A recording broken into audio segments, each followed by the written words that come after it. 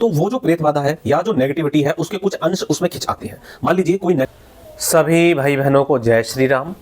दोस्तों, आज के वीडियो में मैं आपको बताने वाला हूं कि जब भी किसी व्यक्ति को कोई भूत प्रेत बाधा, कोई तंत्र मंत्र बाधा हो जाती है तो आपने सुना होगा कि उसको उतारे बताए जाते हैं।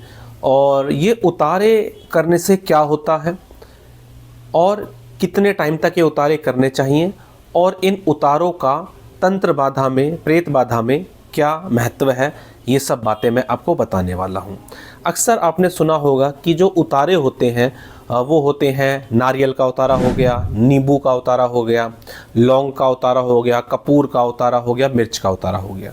तो जब भी किसी व्यक्ति के ऊपर से इस तरह की चीज़ें उतारी जाती हैं तो क्या क्या होता है वो मैं आपको बताता हूँ।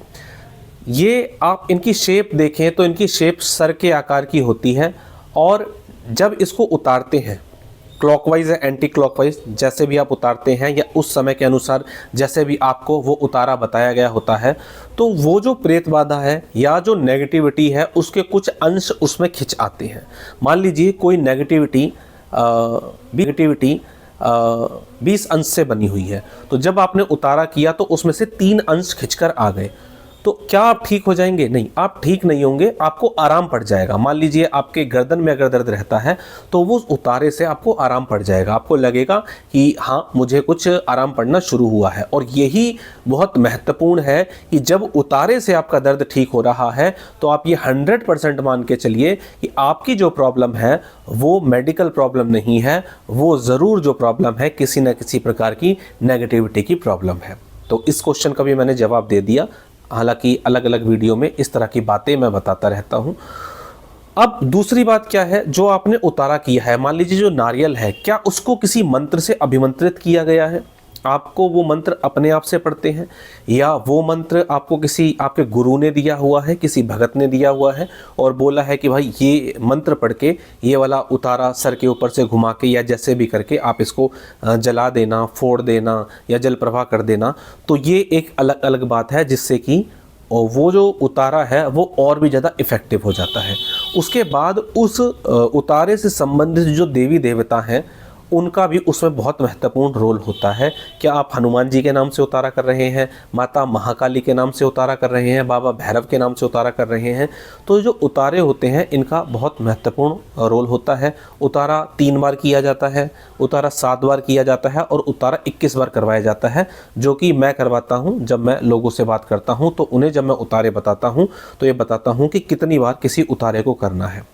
और उतारे के बाद हवन का प्रोसेस भी फॉलो होता है, लेकिन सब नहीं करवाते, लेकिन मैं फॉलो करवाता हूँ। जो भाई बहन हवन कर लेते हैं उतारे के बाद उनको बहुत अधिक लाभ मिलता है, क्योंकि जो सारी नेगेटिविटी होती है वो उसमें भस्म हो जाती है और आपके इष्ट की ऊर्जा आपके घर के अंदर, आपके शरीर के अंदर, आपके सूक्ष्म शरीर के अंदर बढ़ने लगती है, जिससे कि चीज़ों का अटैक दोबारा नहीं हो पाता।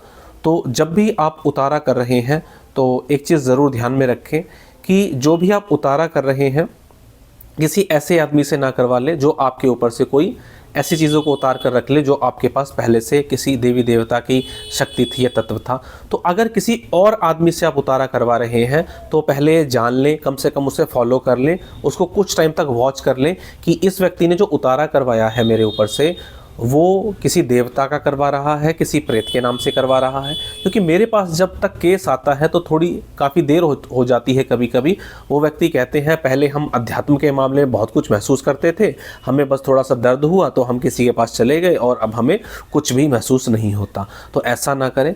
और उतारे तो मैंने काफ़ी बार बताए हुए हैं और बताता रहूँगा, तो अपने आप उतारा करें जिससे कि आपको लाभ मिल जाए।